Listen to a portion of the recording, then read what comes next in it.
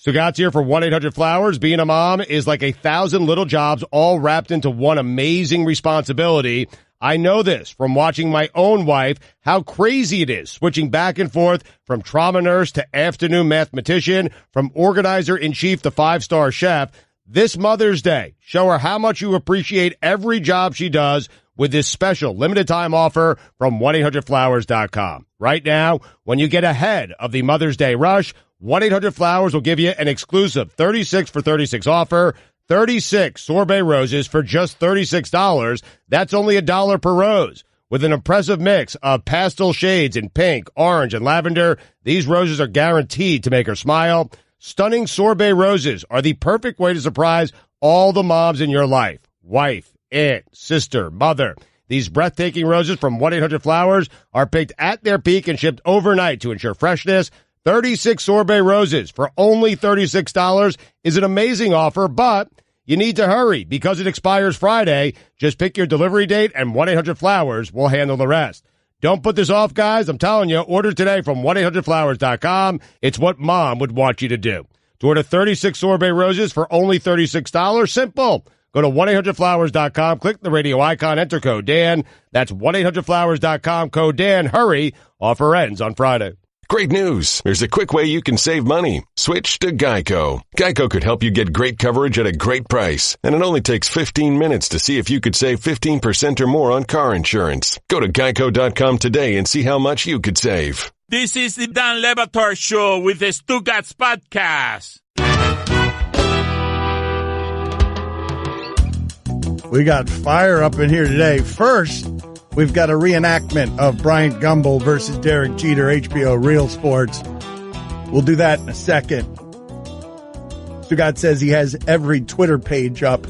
Oh. NFL draft. Yes. Stuff going on. We need to get Mina Kimes around here to challenge for the throne of Mel Kiper and Todd McShay. I have 5 Twitter windows open right now. Schefter, McShay, Kiper, all the people that you want, like all the people who have the information this week. I am following you right now, and only you. Okay. That is it. That's it.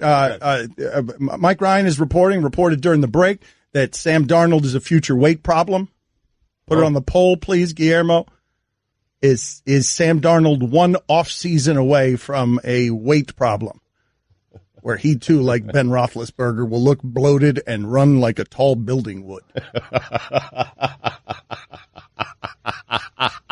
Am I wrong? No, I just never thought of it like that. It's just his legs. Yes. There's nothing else moving. Yes. No. When Ben Roethlisberger scrambles out of the pocket, it has no scramble to it. It's just a skyscraper moving. It's perfect. Trying to move quickly. Yeah. It's also like he's just way too erect. He's like one of those sausage races. What? He looks like one of the sausage race people. That's correct. Oh, yeah. Before we get to any of this, though, and Mike Ryan and I failed blatantly during the local hour of our show that precedes this one, all of our Heat analysis failed to remember that Chris Bosh was supposed to be playing for this team somewhere in this. Oh, yeah. And any blueprint construction that you make, he would have made a difference. Yeah, and we kind of forgot that in our analysis, so let's move on. All right. Speaking of Bryant Gumbel, I don't have my glasses on. Oh, man, here, you want them? Yeah. Here, you want to try that again? Right. Yes. Where do you want to pick it up from? You want to do the whole exchange with Mike? And yeah, can we start, where do we start over? Yeah, the Chris Bosh blueprint. Oh, okay, go ahead. Man, he would have been fun to have this series. Not a good thing to forget. Oh, no, I blew it. Let's try it again. Okay. All right. Is there a fine here somewhere? 3, No. 2, 1. God, I wish we had Bosh this series. How could we forget that? Bosh, he's important to the blueprint. We really blew that one.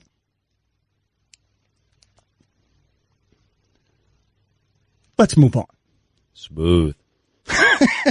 Gumbel's better at that. Yeah. A lot better. Stugotz was. He also doesn't have a hat with a Muppet on it to impede the glasses from coming off. Well, smoothly. the glasses are foggy. There's a headset. It wasn't quite as television smooth as Bryant Gumbel. You also need to kind of put the leg in your mouth after you take it out and go like, Yeah. Oh gosh. Chew on it. Yeah, a little bit. Let's move on. Ooh, better. Better. No, I'm not going to lie to you. That was worse. That was worse. That was erotic. Anyway, Before we get to the reenactment of Derek Jeter versus Brian Gumbel on HBO Real Sports, Stugotz is on Twitter here. I've seen him. I'm watching him as all of his Twitter windows are open because he wants draft information. I'm also watching him.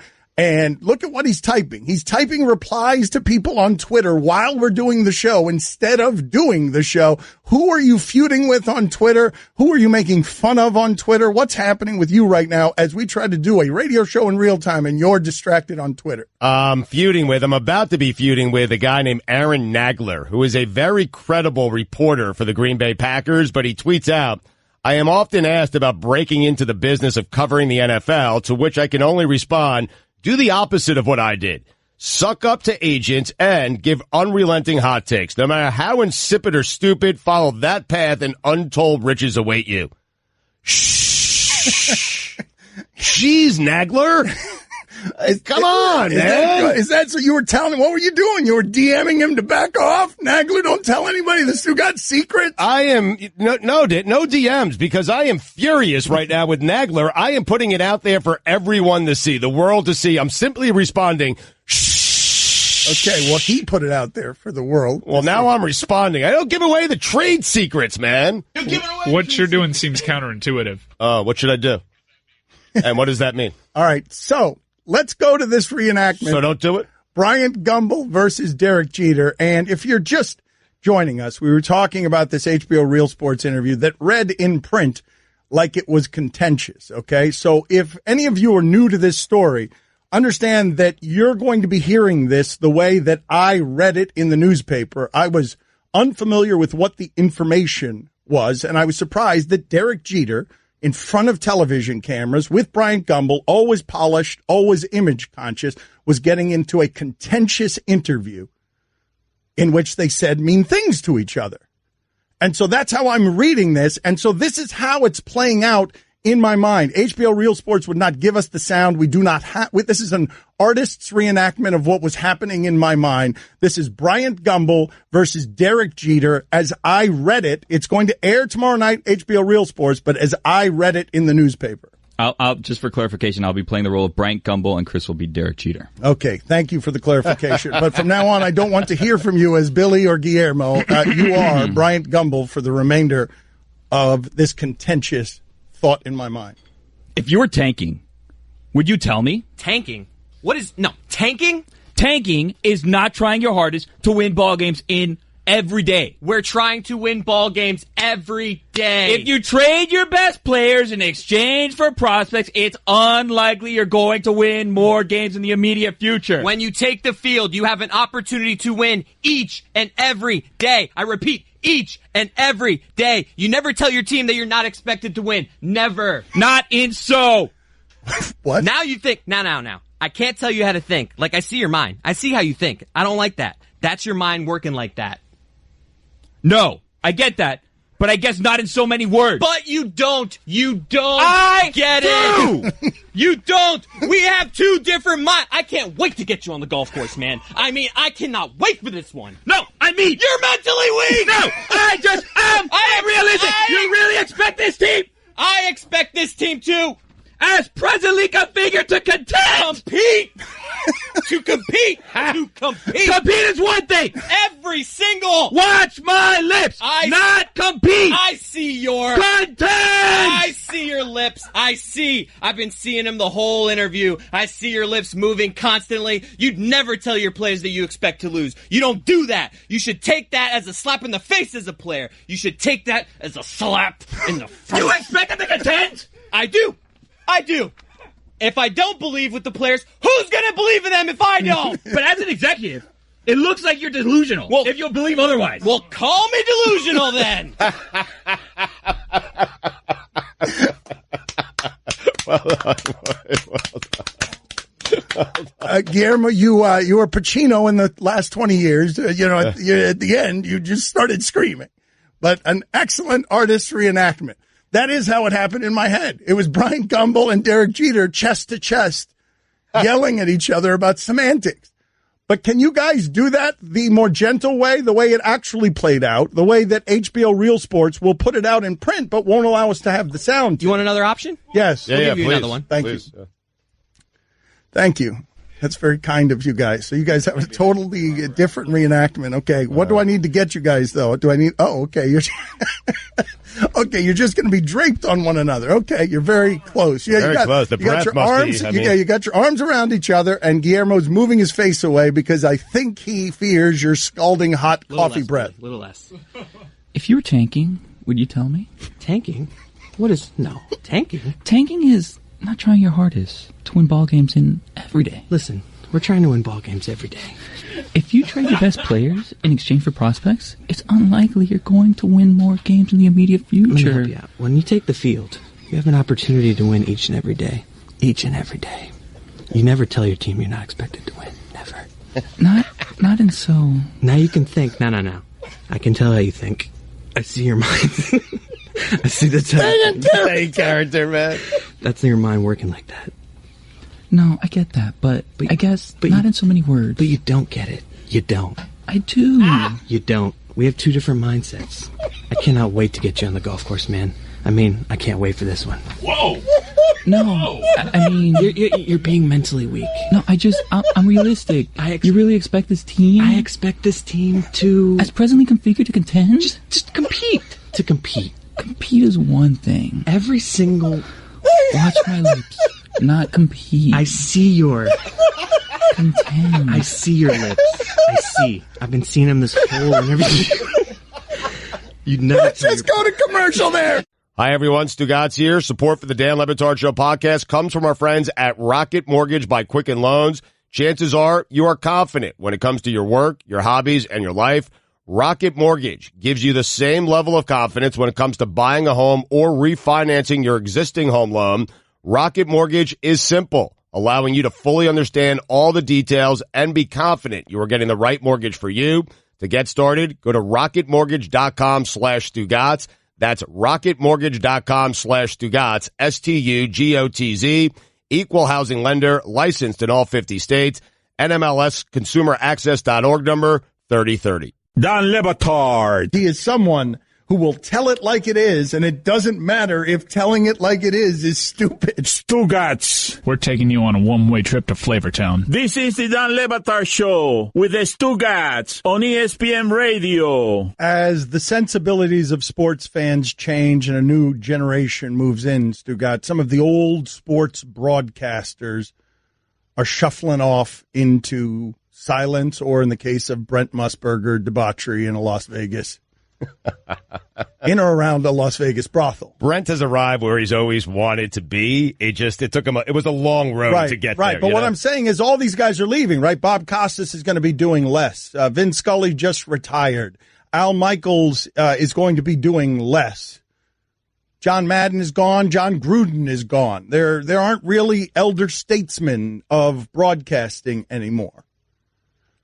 Bryant Gumbel, I'm curious what the audience thinks of him, because I've always admired and respected his work. He has tried to do good journalism and has done good journalism for a long time.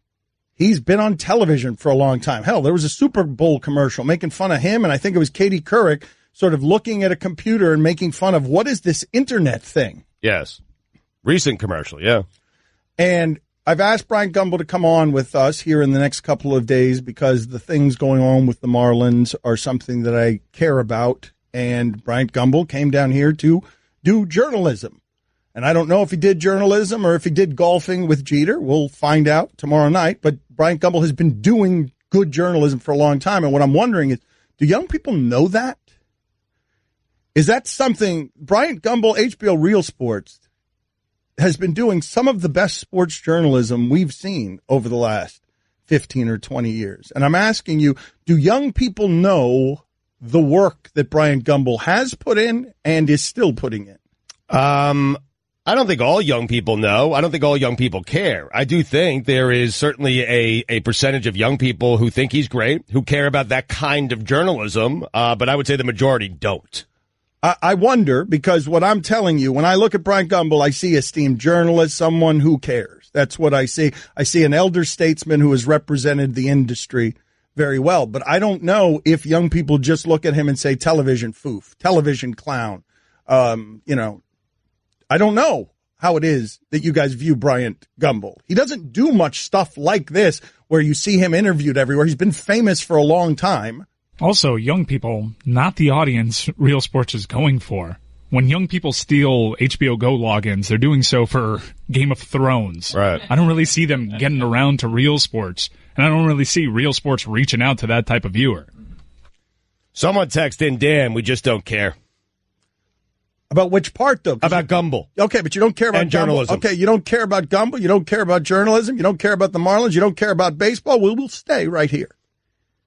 Because I want to talk about what HBO Real Sports is doing tomorrow night. Now, they wanted to interview me for that piece, and ESPN said, nope, you're not doing that.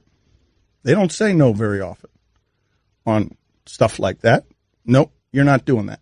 Because I already got into a mess with baseball and Manfred, and baseball and ESPN have a partnership that complicates things in ways that are crazy, because football and baseball are being paid a lot of money by this network, and we are trying to also cover baseball and football in ways that are critical. So that becomes a constant journalistic navigation. And if HBO Real Sports is sniffing around this garbage the Marlins have been pulling off here for a while, I want to know what becomes of that. HBO Real Sports won't give us the sound for whatever the reason is. So we don't have access to any of the information, but I want you to have the information so you can see what kind of clown show sometimes baseball can be and how South Florida is the one that keeps getting bleeped over and over again in this exchange. But that's the reason I'm asking you about Bryant Gumbel, because once upon a time in sports journalism, and media has changed a lot, Bryant Gumbel comes to your town to do the story on your team. You don't want that. You don't want the questions that come with that out in front of the light. Bryant Gumbel's not here to do a profile on Derek Jeter, I don't think. No. Everything around this Marlins franchise smells foul. It smells like when you look at the lawsuits, you would say if you read lawsuits, it sounds corrupt. But Dan, here's where we've arrived, and I think especially the younger portion of the audience is we don't need Bryant Gumbel to tell us that Derek Jeter is tanking. We don't need Bryant Gumbel to tell us that what's going on down here in the city of Miami is corrupted. They just need, it could be anyone. It could be me. It could be Roy. It could be Chris. It could be Billy. We all know what Derek Jeter is doing. He's tanking, and we all know how he's going to answer that question. Okay. He's not going to. All right, but this is the difference between me and you and journalism and you and this argument that you're having with this person. Who is this person that you are arguing with on Twitter? Because you have your hot take. I don't need any questions to say that Derek Jeter is morally bankrupt and corrupt and that they're tanking. And what I'm saying to you is that journalistically, we need people to still ask those questions. And it becomes hard when ESPN has bought everything in sports, and it becomes hard when those partnerships are with baseball and football, you paying them millions, them making millions, and then you get the situation where your content ends up being in bed with the people you're covering in a way that gets playmakers killed. And whatever the NPR, whatever the hell that scandal was, where we were in doing a concussions report and then we weren't out of nowhere. We were doing a concussions report. And so I still care about that stuff. But if you're telling me to go to hell, I'll say hi to Art Browse when I get there. All right. Splash! I want to be clear. I'm not telling you to go to hell. Young people are. I'm old, man. I'm just telling you what they're saying on the text. Okay, but what are they telling me to go to hell about? We don't need Bryant Gumbel to validate things that we already know. We just don't need it, and that he's annoying. That's what they're saying. No, but that's not okay. But I'm not asking Bryant Gumbel to validate things you already know. I'm asking somebody to ask people in power difficult questions. I'm just telling you what the people are saying. Okay, not my words, the people's words. But I speak on behalf of the people, and they're saying boring, don't need him, and he's annoying. Okay, and the people are. This is the core. The people, though. This is the core dispute that you're having with this guy on Twitter. It's now coming between me and you. You're saying, Dan, I know what I know, and it pays. And I'm saying, journalism used to be something different than what we're looking at right now. Don Le Batard. It's an opinion question. I gave you my answer. Okay, but you're wrong. Oh. Stugotz. I don't respect your opinion. Okay. This is the Don Le Batard Show with the Stugotz on ESPN Radio. ESPN Radio is presented by Progressive Insurance. Guests on the Dan Le Batard Show appear via the Shell Pennzoil Performance Line. Get the feeling of being rewarded with gold status at Shell with the Fuel Rewards program. Download the Fuel Rewards app. Join and start saving 5 cents a gallon today. Here's your Sports Center update. White Sox reliever Danny Farquhar had brain surgery to relieve swelling in his skull from brain hemorrhaging. It was revealed after the Flyer series ending loss to the Penguins that Sean Courtier scored his 3 goals and 2 assists in Game 6 on a torn MCL. Hockey player. That's sport, man. It's a hockey player. And finally, according to the Honolulu Star-Advertiser, 20-year-old Dylan McWilliams of Colorado was bitten by a shark Thursday while swimming off the island of Kauai, like Leonard. He suffered several cuts to his leg. McWilliams said he believes a tiger shark bit him. This was not McWilliams' first painful bite from a wild animal. In fact, it was his third. Last July, he was attacked by a bear in Colorado. The bear bit his skull, grabbed his head, and dragged him about 12 feet from where he was sleeping. The Advertiser, reported McWilliams was also bitten by a rattlesnake while hiking in Utah about 3.5 years ago. Allison, get him on the phone. Kidding me? Amazing.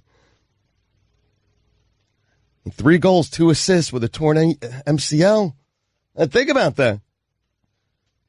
Being a mom is like 1,000 little jobs all wrapped into one. This Mother's Day, show her your appreciation with 36 sorbet roses for $36. That's such a great deal. Only from our friends at 1-800-Flowers.com. To order, it's simple. Go to 1-800-Flowers.com, click the radio icon, enter code Dan. For all the latest headlines and information, tune in the Sports Center on ESPN Radio all throughout the day. Mike, you have a musical ear. The way Stugotz just said 4 when he was reading there, 4, he put the R before the O, and there's some U in there. That's got some music written all over it. Where was that? It's funny. Where did I do that? It doesn't matter. Oh, I know where I did it. Yeah. It'll be funny musically in a segment from now. Okay. So nobody wants to talk about journalism, Stugotz, so we will move on to other things. I want to now wage war against the University of Central Florida. I mean, they're sitting here doing all this national championship stuff, and there is a little Stugotz in me. We could have done this for you so much bigger and better, and you wouldn't allow it because your school bureaucracy got in the way of fun and exciting. For those of you who do not know, this show rather inexplicably threw its Le Batardian weight behind UCF at the end. And it was a lot of weight. Yeah, that's some inertia going. Yeah. We threw some weight at it. We made calls. We're talking to administrators. We're telling them yes, yes, yes. On budget, ESPN is like, we want to do this. We were going to steal a bus. Yes, yes, you remember that. It really did escalate, and all the things were in place, and then we get to the school, and it's like... we never actually got to the school. No, I didn't mean physically get to the school. I mean we had everything in place to help them make this a big and legitimate controversy, and instead they went another route. What route? I mean, they went to the route of they gave their players rings this weekend. There was they had a celebration, and when I saw the crowd, I'm like, oh, they deserve a crowd. Yeah. I'm looking at the photos, and there's nobody in the crowd, and I'm like, you could have avoided that if you just let ESPN get behind it. And It was just an administrative clown show. Plus, you're pretty far removed from the actual, the thing happening. But yes, if you had ESPN and the show behind you with some promotion, perhaps those kids would have gotten what they deserved. That's which right. Was a crowd. That's right. First of all, I'm surprised. The NCAA is going to rain down and take those rings, right? The NCAA is going to say those rings, that players aren't allowed to get rings. Oh, why? I don't know, because it seems like something that's impermissible. It seems like you can't just give players jewelry. You can if you win a national championship. But they didn't win the national championship. No, they did. They did, though. Yeah, they did. The thing. Yeah. Say they didn't. Yeah. It says it on their stadium. It says on their stadium. It says it on police cruisers. All right, Guillermo, can you help me with the reporting from this? Were there people there? Because the crowd shots I was seeing was like, no, this is not the way you do this. You could have made this so much larger. I mean, it's also like their 27th celebration. I know, but they didn't do the one big one that we could have helped them with. They did their own, but they didn't take our T-shirts. I mean, they did one like huge. Well, they did a couple. We huge printed ones. 5,000. Was it 5,000 T-shirts, Mike? Oh yeah, there was a line like that stretched 2 blocks. We got rid of all those shirts somehow. It was Really? amazing. Wow. Yeah, we saved a box, but we could have clearly gotten rid of all of them. I thought it was going to be a huge issue. The only thing that's been hard to move has been this cumbersome trophy. Yeah. I saw you trying to give it to Josh Norman when he was here. Hey, Josh, you're great. This is a trophy for being Josh Norman. It didn't really make sense. I was hoping that we could see the Griffin twins at some point and just give it to them, and then it's their problem. Right. I don't know what to do with it. How heavy is that thing? It's very heavy. What is that made out of? Is that gold bricks? This is tungsten, which is the strongest metal. Yeah. Wow. Yeah. This is a marble finish. Wait a minute. How do you know that? Put it on the poll, Guillermo. Did you know that tungsten was the strongest metal? How did you know that? How did you know any of Are that? you just taking Mike's word for it? With caution. How much do you think we could get if we auction that thing? Or pawned it? Well, what would we do with the money? If we're better off pawning it. Because hypothetically, if we Oh, no. auctioned You it. guys are so wrong. Somebody would totally buy that. If we put that, man, you know how much support this show has right now? If you put that on eBay, I think somebody paid, Stugotz, somebody paid tens of thousands of dollars to drink with me and Stugotz at a Heat game. Yeah. I mean, that's it. We didn't watch the game. Not to us. Yeah. I didn't get any of that. That was it was to charity. And also meet us. Yeah. They shook their hands and everything. Yeah. Meet us. In fact, that doesn't work the way that I'm framing this. According to MetalSupermarkets.com, tungsten is indeed one of the 4 strongest metals out there. Whoa, you do not say that you are not informed. You got Mike Ryan, the science guy. There are 3 others on that list, just so you know. Steel, titanium, and inconel. No idea if I'm saying that right, but listen, this is the definitive list. Yeah, put that on the poll. Is Stugotz saying strongest that right? metals. Is Stugotz saying that right? I mean, it's the metal supermarket, man. They're an authority, and I'm not saying it. How much does that thing weigh, Mike? We could get money for that. This thing weighs 250 pounds. All right. So what should we do when we put it on eBay and auction it? That money that we raise, how can we feud with either ESPN or UCF? Who can we feud with? I just want to take that money and feud with somebody. I'm not sure what you can feud with, what you can fund with $27. Yeah. You guys don't think that would sell for anything? Money. Can we test it? It must cost just to ship this thing alone. Wait, hold on. We're going to fake auction to test it? That's not how it works. No. Wait, well, how does it work? Explain to us how it works. Can you put something on there, and if someone makes an offer, can you reject the offer? This is what I want to know as we have our show meeting on the air. Because if they don't have a site like that, they should. This is what I want to know. Are we allowed to put that on the internet and raise money for it in some sort of credible way? Do we have to ask permission from somebody at ESPN to do this? Yeah, that's definite. And keep in mind, I am planning on opening up a brick and mortar museum at some point, and this would be a mighty fine centerpiece. Are you trying to push me off this? Is there a way that we can do this? Is there a way that we could get permission to sell that thing on the internet to show UCF what they missed out on when that raises a stupid amount of money? Sell Man, it for profit? Do you not remember when Flembrandt was on the street selling art that Guillermo had drawn up the night before? He went on the street. Whoa. Hey. Lost the line, man. And the V Foundation thanks you because that's where the proceeds went. They're welcome. My pleasure. 5 cents, 10 cents, Flembrandt. $1. All right, but why can't we do this right now? Tell me that we can get permission through the Jimmy V Foundation. Any amount bid will go to the Jimmy V Foundation, that we could get that on the interwebs and have people bidding on it like next segment, beginning next segment. No, that's not how red tape works. No, come on, Mike. Red tape, next segment is difficult. Give me a little bit. Okay. But I don't want this to fiddle away like the UCF thing did. Like, do you realize how long Pablo and Bomani have had a unnamed show? Yeah. Yes. It's been 3 years. Yeah. And you want me to get a V Foundation auction off the ground in 10 minutes. Is that why they have me dating co-hosts on television? Because Bomani left for a TV show that was going to start soon? I've dated everyone in the industry on television. It's brick and mortar. Didn't I say that? I'm a whore. Said motor. I just saved hundreds of dollars by switching to Geico. I feel like a whole new person. Disclaimer, you will not become a whole new person. This is impossible. You might be able to join a gym or diet program, buy a new wardrobe, get hair implants, but your DNA and physical form will remain the same. Geico waives any and all liability if you attempt to become a new person, except a cyborg. If you choose to become a half-human, half-cybernetic organism with lasers for eyes, the Geico legal team would be cool with that, because, quote, laser eyes are pretty sweet. Pew, pew, pew, end quote. Geico. 15 minutes could save you 15% or more. Don Batard. Finally, Jane's Addiction frontman, Perry Farrell. Stugotz. Perry Farrell. Farrell.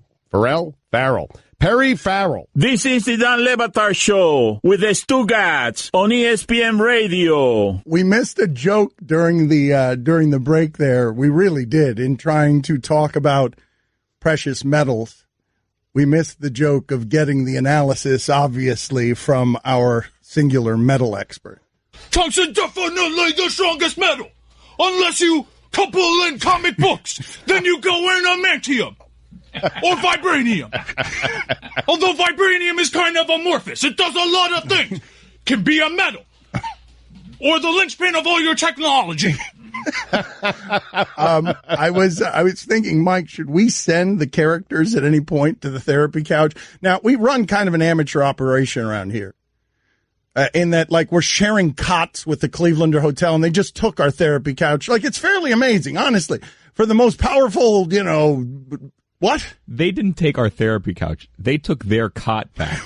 Because this is a hotel and people need it. But I'm saying, what kind of operation are we running around here that they take our stuff in the middle of the night because a guest in one of the hotels wants it? Again, it's not our stuff. It's their stuff. But anyone who stays here, no one staying here sleeps. Well, that's the other thing. What do you need they're snorting things off that cot. Why are we using a cot as a therapy couch that has had things snorted off of it?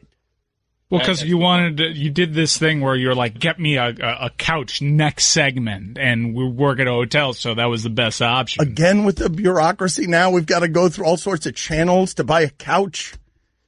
Yes, because someone has to pay for said couch. But what you pay for said couch is...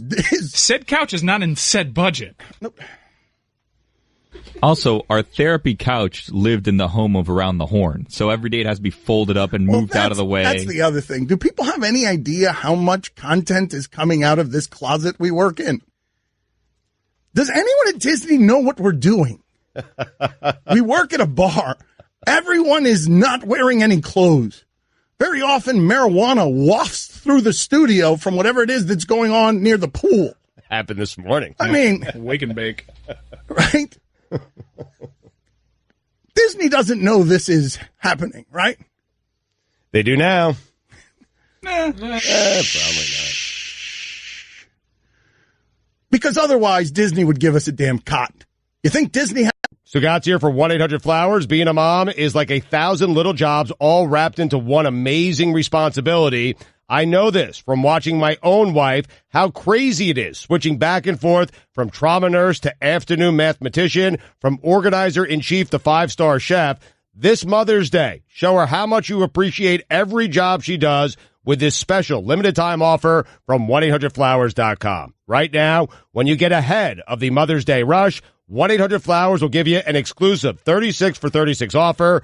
36 sorbet roses for just $36. That's only $1 per rose. With an impressive mix of pastel shades in pink, orange, and lavender, these roses are guaranteed to make her smile. Stunning sorbet roses are the perfect way to surprise all the moms in your life. Wife, aunt, sister, mother.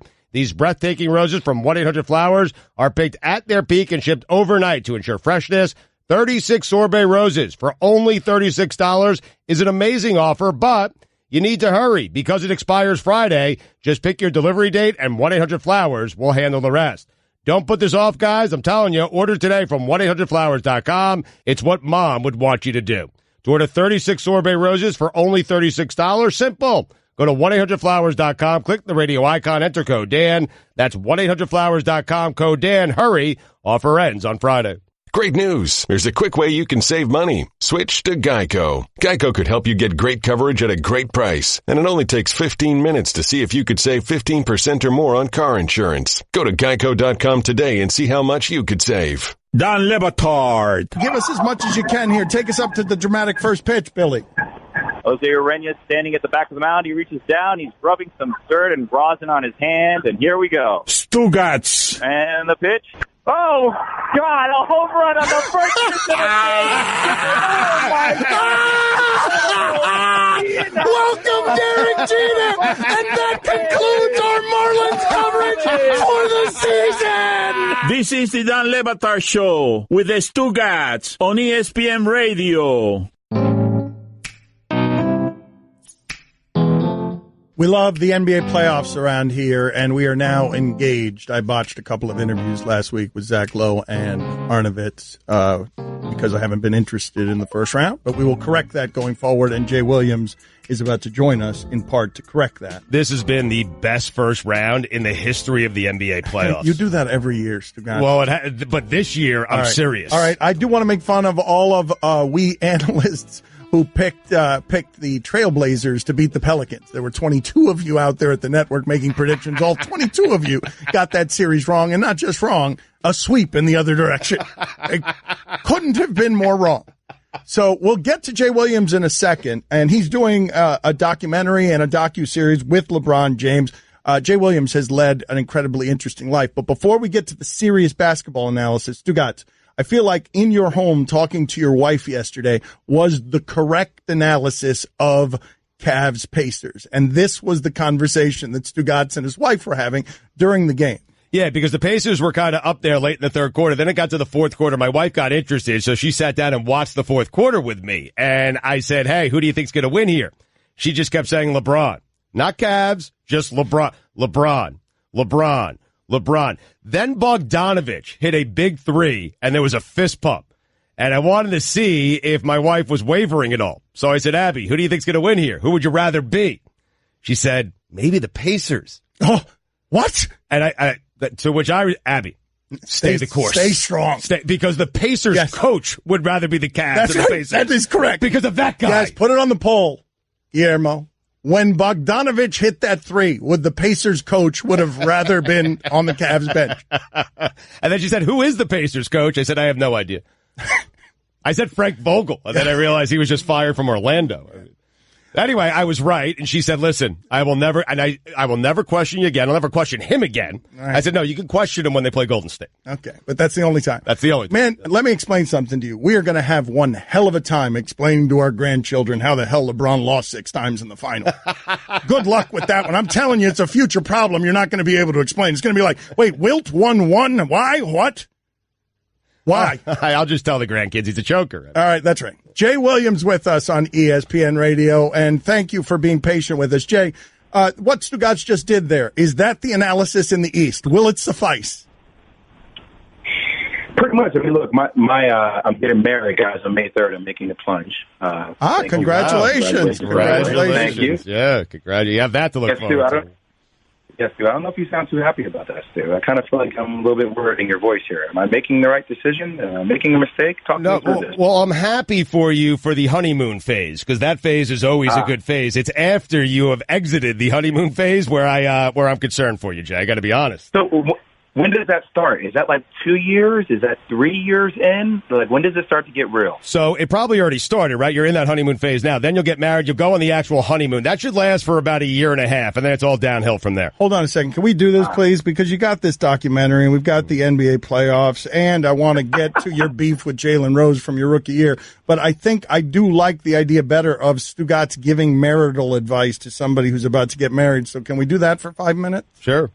I would love that. That sounds great. All right, what advice you looking for here, Jay? What else can I help you with? Because I'm telling you, like 1.5 years in, then it just gets down to you and her, Jay. And can you have that? Will she be accepting of the Jay Williams that I know, that we all know, that we love? And she knows, will she be accepting of that and patient with that for the remainder of time? And that's the big question, and you won't know until, after about a year and a half time. And I'm telling you, she probably won't, Jay. Anyway, go ahead. What advice do you have? Yeah. I mean, I'm not patient with myself. So how about this? How about some foundational questions here? Like, when will I ever be right? Will I ever be right in our relationship, or can I expect to live a life of always being wrong? No, you'll always be wrong. And even when you come with gifts, meaning you're in an argument and you're trying to buy yourself a right, it's still not going to work. She'll take the gifts. She'll say thank you.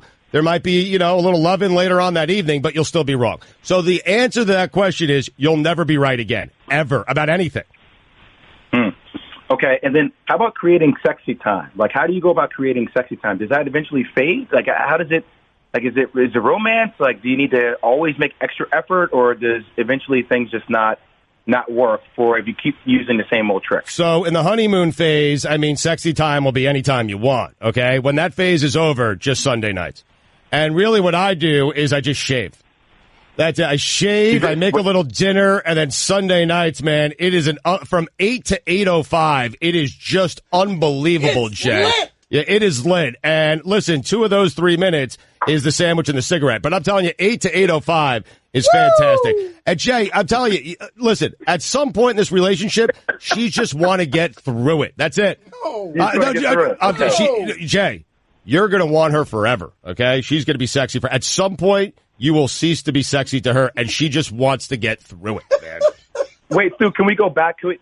Shave. Are we talking about entire body shave? Like a presentation? But wait, Jay, you look much better than Stugotz does. Oh, it's debatable. But anyway, no, Jay, what I'm saying is, no, I just shaved the face. Debatable? She doesn't like the facial hair. She hates it because it scratches her face. And so I'm just telling you, shave. That's it. That's all I'm telling you. And that is debatable. Okay. That's debatable. I'm a good-looking guy. Stu, I thought you like the flavor saver. Is that what you call it? What is it? The flavor saver. What is that? Okay, I'm uncomfortable now. All right, yeah. Things just made an awkward turn. Okay, let's bring it back to playoffs. Yeah. Is that all you got? Are you going to give him any more information? Are you going to give him any more advice? He's getting married. Is it scary? I imagine, Jay, that you were quite the player. I imagine that. I'm kind of waiting for the invite before I give Jay some more information here. Be nice. No, you know what, Dan? I'm really low key when it comes to it. So I'm stoked about it. I just, it's all my other friends who aren't married who have gone through divorces, which makes you worried about it because when you try to get advice from them, they're like, "Oh God, don't do it. Are you sure? Yeah. You want to just take some more time for yourself?" I'm like, dude, I'm 36. How much more time for myself do I really need? I don't know. Jay, have you lived with her at all? That's what works. Have you guys lived together at all? Yeah, we've been living together for a while. That's important. The reason Dan will attest to this. I have a very healthy marriage. She accepts me for what I am, which is a complete dirtbag. But she accepts me for that, Jay, for what I am. And I'm telling you, I lived with her for a year before we got married just to make sure that she could live with me. It wasn't me living with her. She could stomach me coming home to her apartment. But it's funny what Jay... And it's important to do, Jay, so I'm glad you did that. What's funny about Jay, so you're asking your friends and they're all telling you not to do it? Well, no. A lot of my friends have gone through divorces already, so they're tainted. You know what I mean, D? I think that's the problem. It's not they all love her. They think she's incredible. Right. I think it's about the perception of institutionalized marriage. That's the part they don't like. Right. You know what's funny, Jay? We had this conversation. How long ago was this? 10 years ago?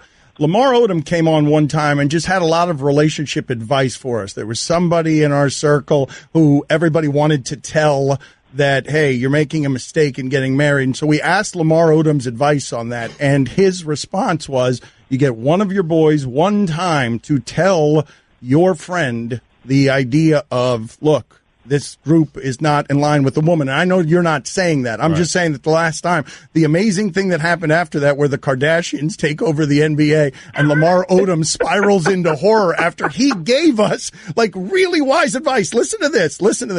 Tell him one time. And you tell him gently or you tell him strongly? I'll be Lamar.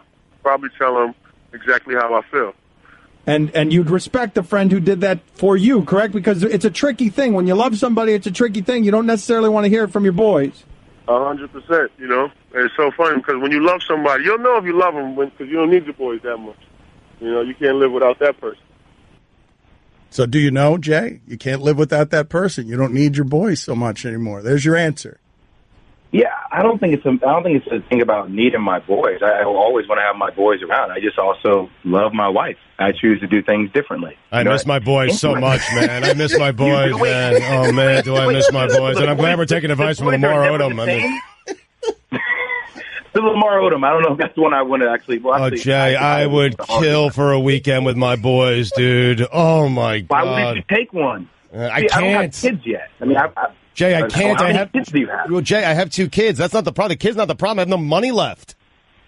Yeah. Well, you got to ask Dan for a raise. I mean, Mikey T, the Jets fan. I mean, me, him, Jeff Oak. I mean, God, the guy. I miss my boys, Jay. I miss my boys. Jay, we will talk to you next time. How about next segment? Mike, I want to do some NBA. I do. I want to talk some NBA. Well, Jay Williams comes back next. Dame más gasolina. Seen those guys in forever, man. Used to come over every weekend, Dan. They used to hang out at the house. My wife's banned everyone. You know, all her friends come over whenever they want. My friends, never. Never allowed over the house. Mikey, too. I miss him. Hi, everyone. Stugotz here. Support for the Dan Le Batard Show podcast comes from our friends at Rocket Mortgage by Quicken Loans. Chances are you are confident when it comes to your work, your hobbies, and your life. Rocket Mortgage gives you the same level of confidence when it comes to buying a home or refinancing your existing home loan. Rocket Mortgage is simple, allowing you to fully understand all the details and be confident you are getting the right mortgage for you. To get started, go to rocketmortgage.com/Stugotz. That's rocketmortgage.com/Stugotz, STUGOTZ. Equal housing lender, licensed in all 50 states. NMLS consumeraccess.org number 3030. Dan Le Batard. There's a belief that there's gold in the heads of bald men, so police in Mozambique are warning bald men. Stugotz. I'd cut my own head off if I were bald. See if there's gold in there. I like money. This is the Dan Le Batard Show with the Stugotz on ESPN Radio. I love this Russell Westbrook quote. Ricky Rubio goes crazy the other night, and it was just great. He should have been riding around on a white horse as a telenovela character, shooting jump shots off a horse. Ricky Rubio was rugged and sexy and Latino in ways that you do not normally see in the NBA, and Westbrook's not here for it. What led him to get so hot there? He made some shots, too comfortable, but I'm going to shut that off next game, though. Guarantee that. There you go. And I believe him. I believe him, too. Guillermo, put it on the poll. Do you believe him? I believe him, too. I believe that bleep will be shut off next game. I don't know what the bleep is, but it'll be shut off. If it's anywhere on Rubio's body, I believe it will not be turned on. We all believe that. But, man, Rubio got the night. Woo! He should have been dressed as a knight. And he's made some really good decisions with his hair lately. I'm really feeling this new he is just giving off, I care about my hair a great deal. He's giving off a tennis player, is he not? Absolutely. Yeah.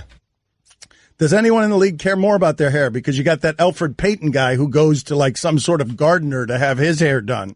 Like somebody who trims those trees into animal shapes. I can tell you J.J. Redick cares deeply about his hair. Oh, that fade is always so clean. Yeah, always clean. Cleanest fade. Who cares the most, though? Who's got Rubio's getting up there. It's a good call on the tennis player because Ricky Rubio looks like he's going to dominate Roland Garros. Really does, yes. Put it on the poll, Guillermo.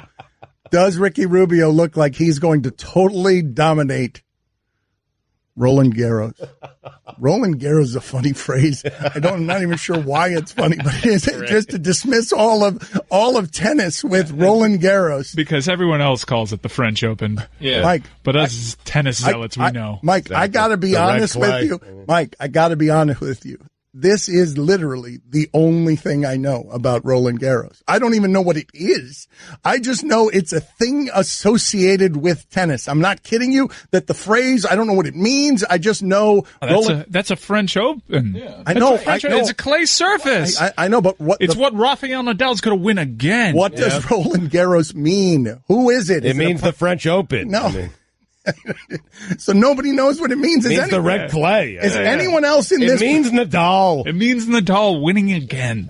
Okay, very good.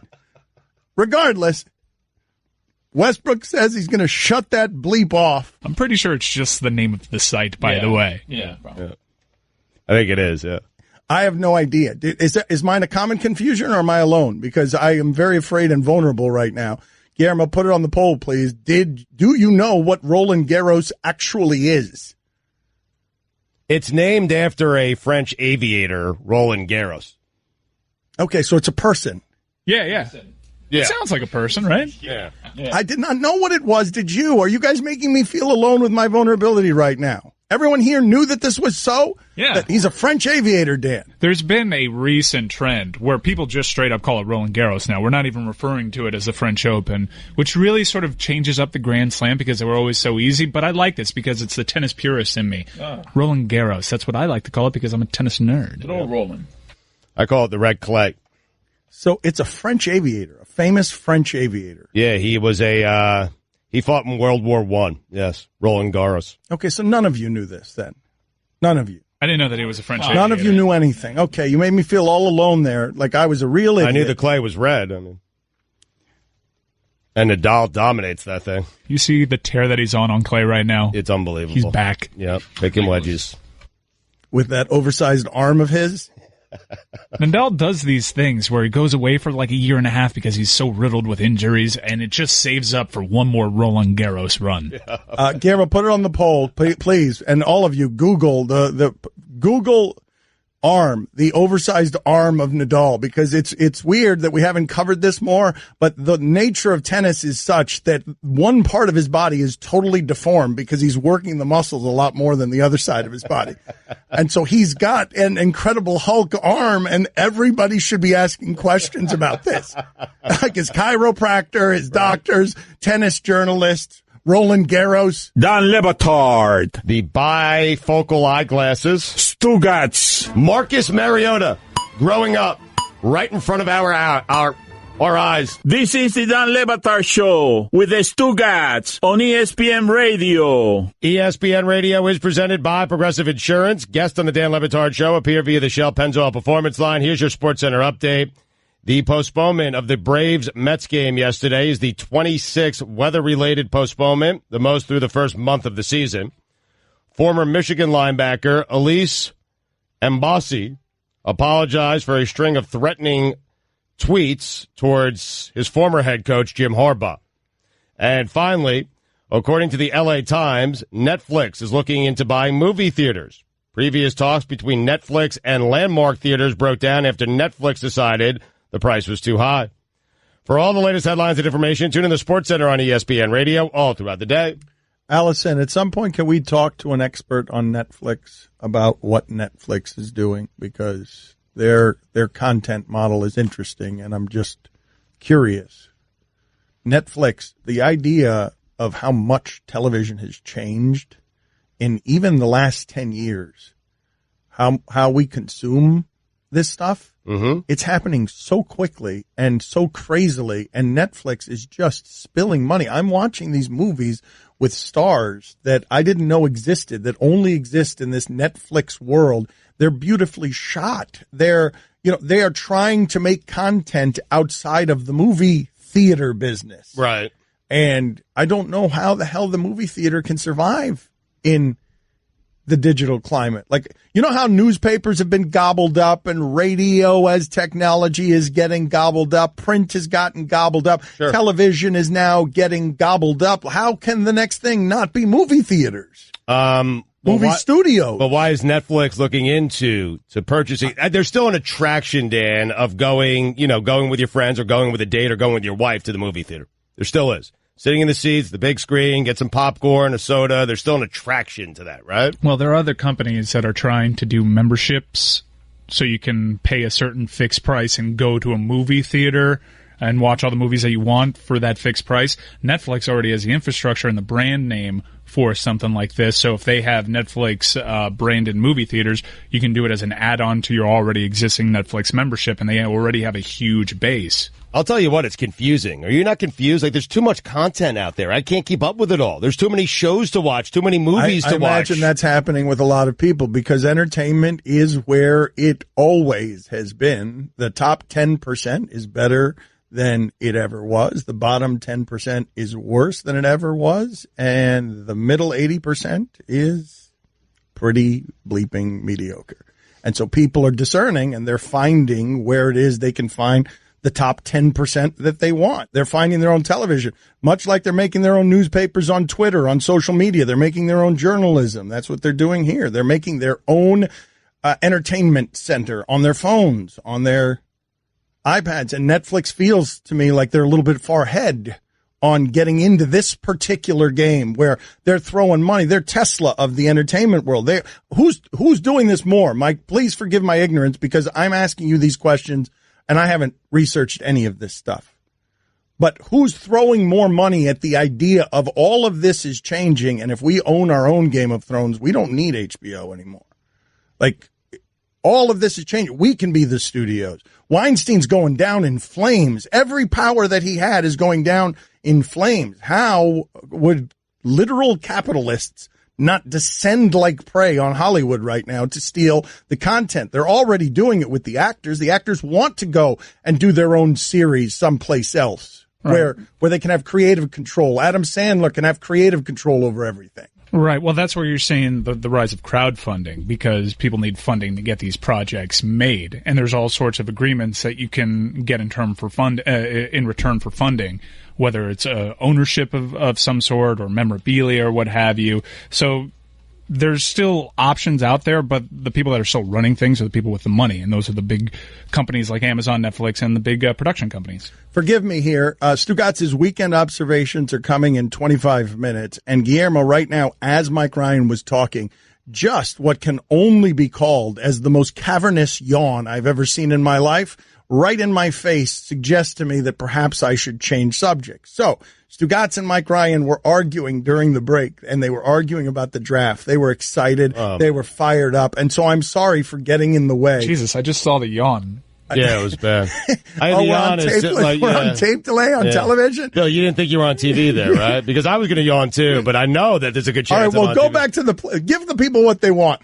Go back to what Netflix. I don't know what they're doing. I know they're losing money. That's what I know. You and Mike arguing about the draft. Tell me what it is. It's not so much that we're arguing about the draft as much as we're excited. It's draft week. Yeah, we're sharing notes. And I'm telling you, Adam Schefter is being strangely quiet. And when Schefter is quiet, big things are happening. You can take that to the bank. In fact, put that on the poll. Well, he got busy when Schefter is quiet, are big things happening? Stugotz, he understandably got a little busy with the basketball beat. He did, yeah. He was covering that Jazz game. Did sidelines, right? Yeah. So, I mean, he's a man. He's a titan of the industry because he's the only one that does both. Yeah. Well, you're right. But it's exciting, right? This is exciting. It's a couple of days away. It's a 3-night event. I mean, and there are so many quarterbacks. Dan, this is the part. I'm not going to be right till Thursday night until the Jets make their pick, because I am so confused. Everyone's lying. Smoke screens everywhere. I don't know who to believe, who not to believe. And the Jets, I would prefer if there were maybe 3 quarterbacks. There's like 7 in this draft. And they could all be great, or they could all bust. Right. I just want one to land to the new. I don't want the Jets to have to make decisions. That's what I'm most nervous about, because I don't trust the people who are making their decisions. Oh, you're getting Baker Mayfield. You got to be so excited. Although maybe you thought Josh Allen was going to be off the board, but Peter King has a source that tells him, and this source, he qualifies it by saying, this guy's almost always right. Almost always right. Is that what he said? He said that the Browns are not going to take Josh Allen number 1 overall. Wow. So that opens up the possibilities for Josh Allen number 3. But we all think in this room that Baker Mayfield will be an excellent fit in New York. Yeah. Right. Think about it. He'd be a superstar over there. So who are you thinking the Browns at number 1? I'm sorry? I'm thinking Sam Darnold number 1 because you got Ty God Taylor. Right. And so obviously Sam Darnold's a player that needs to bake. Right. Take an off-season, learn the playbook. However, don't eat too much in this off-season, because he looks like he's one bad off-season away from being a weight concern. In fact, maybe you want to work in some of that into the contract. I'm just saying. So, I mean, you go Darnold there because the Giants are interested in Darnold, right? That's been out there, although we don't know who to believe. We don't know who not to believe at this time of year. So you're saying, you don't want to go Saquon Barkley, get your running back, and then just let the quarterback fall to you? No, you got to pick the quarterback that you want. And keep in mind, Hugh Jackson, bit of a USC guy as well. So Sam Darnold is a clear pick, number 1. Number 2, who knows? They could go Saquon. They can go Chubb. They can go quarterback there. Right. We know Gettleman likes Eli Manning for some reason. He does. I do wonder, man. Gettleman, he holds all the cards in this entire equation. He does. He holds all the cards. Gettleman holds the cards in this draft. He does he? I feel like the Browns own all the cards because nobody knows what the Browns are doing just yet. Except for me, I told you, Sam Darnold, Right. Hugh Jackson, USC guy. Right, Sam Darnold and maybe Saquon Barkley. If the Giants don't take Saquon Barkley, the Giants do take Saquon Barkley. Maybe the Browns take 2 quarterbacks. Wow, this is going to be exciting. Saquon can slide down this draft board, even though many believe him to be the best player. It's crazy. It's crazy. And guess what? The Cardinals, they don't like Baker Mayfield. They love Get out of here. Baker Mayfield. That's according to Peter King. Where do the Cardinals pick? I don't know where the Cardinals pick. See, and that's my other concern. They got a quarterback in Sam Bradford, didn't they? Right. My other concern is there are a lot of teams that like Baker Mayfield, and someone's going to hop ahead of the Jets to the Giants pick and take Baker Mayfield. That's my other concern. Do you think Baker Mayfield has it? He does have it, yes. The it factor is certainly there. He certainly has it. Guys, we'll figure out where everyone's going tomorrow when Greg Cody tells us his mock draft. Oh yeah. That's a good point. Yeah, the Cardinals pick at 15. I don't think the Cardinals, unless they're going to trade up. But they have ammo. What do they have? Ammo. They have ammo. It's a good point. Listen, ammo comes in all different forms, shapes, and sizes, and you don't need to be specific on ammo. Just know that the Cardinals have ammo. And that's it. Mike is right about that. I'm sorry for the follow-up. Yeah. You know who doesn't have ammo? Seattle Seahawks. Which is why they probably need to trade down to get some ammo. Yeah. Would you be upset if the Browns took 2 quarterbacks? I would be. Why? Because that's stupid. Right, but if you have 2 with Ty God, one of them has to be right. good. They already have a quarterback on their roster, right? They were 0-16. They have 1 win over the last 2 seasons. Yeah. So they're going to take not only one player that's not going to help them get better this season, they're going to take 2. Yeah, in the effort to get that position right, yes. Are you, now in talking it out, do you realize how stupid that would be? Yeah, I do, yeah. If you get 2 quarterbacks, that's some serious ammo, though. Oh, yeah, but right. That's Mike. It's a good point. No, then you have ammunition. Point. It's a fair point to Then you have Mike. It's a fair point. Then you have ammo. I mean, 2 quarterbacks, you got ammo. Okay. You, sir. You trade Darnold because you know, sitting behind Ty God, he needs exercise or else that kid's going to blow up. So you trade Darnold, man. That's it. Yeah, the face is round. Right. The face is round. It's a round face, yeah. Yeah. This is exciting, right? This is exciting. Oh, I can't contain my excitement. Right. I can't. I don't even know if I'm going to make it to Thursday. I might just spontaneously combust. I mean, the future of our 2 teams, the 2 worst teams in the NFL, Mike's a Browns fan, I'm a Jets fan. I mean, their futures, any questions you have about the long-term future of these 2 teams will be answered on Thursday, we think. You never know. Because it's really 2 years. It's 2 years. It's the questions we have will be answered in 2 years. Is that fair? That's fair. It's fair, right? That's 2 years? fair. Although with some people, right away. Yeah. Right. I want to draft a quarterback that I know right away. Okay. That one's good. Because if they come out, now I say this understanding Sam Darnold needs to bake, but if he comes out and is not very impressive right away, bust and less ammo. Yeah. Got to be honest with you guys. I did some research over the weekend. Yeah. I know with the Jets at, number 3, everyone's saying maybe it's Josh Allen now. Maybe it's Josh Rosen. Well, Josh Allen obviously in play because of what we said, the guy that's always right. Maybe it's Baker Mayfield. Wow. I'm just telling you. Who do you want? Okay. I want Lamar Jackson. You didn't even mention. Dame más gasolina. I'm not joking here. That's the quarterback I want. One thing we can all agree on, though, eye test Saquon Barkley. Oh, yeah. Oh, absolutely. Sure. Flying colors. Yeah, can't miss. Yeah. But he may slide. Uh-oh. Only because he's a running back and that position isn't as valued as it once was. I could see a crazy run on quarterbacks. Once one goes, then they realize all 7 have to go right after. Yeah. That's why I like Lamar Jackson. Running back and quarterback. How about that? Buffalo Wild Wings. The NFL draft is Thursday. Get your friends together at Buffalo Wild Wings. Find out if your team drafted a bust or drafted 2 quarterbacks. You don't want to make the mistake of putting Lamar Jackson at a different position. You should know better. I'm not doing that. I'm just saying that he can tote the rock. Be careful. Okay, you're right. Right. Tell them more about Buffalo Wild Wings, Stugotz, where you could watch Lamar Jackson be drafted and possibly fall in the draft. What if the Bills trade up? Oh, that's my biggest fear. Yeah, that's a huge fear for you. you. They don't have a quarterback. It's not a fear for me because I hold all the cards. Yes, you do. Gettleman. You're a card holder. Everyone in the neighborhood knew about Bobby. Bobby, the basketball boy, they called him. Bobby wanted to go pro someday, so he was always out in the driveway shooting hoops. But one day, his mom came out and told him, Hey, your wife wants you to take out the trash? His mom was visiting, and Bobby was a grown man. He had kind of missed his window. Plus, no one had ever seen him actually make a basket. But on the other hand, Bobby had heard how Geico could save him money on car insurance, so he switched and saved. So it was all good. Don Batard. Let's go back to Mel Kiper Jr.'s list of divas. Number 2, definitely on my diva big board, is Whitney Houston. Definitely been going back and forth on this one throughout the process. Dan certainly has all the tools. You talk about an I Will Always Love You, arguably the greatest ballad of all time, but ultimately I couldn't escape the off-the-field concerns. Hanging around with a shady group. Dan, this has a lot of team executives a little nervous, a little gun-shy to pull the trigger on Whitney Houston. He's dead! That would be an off-the-field concern, Dan. Stugotz. Number 1, Beyonce Knowles, 5'7", 137 pounds, extremely confident in her abilities. Powerful voice, incredible agility, has proven she can be part of a team, but also go out on her own and win you a game. Astonishing lower body strength, too. She could probably squat a cement truck, Dano.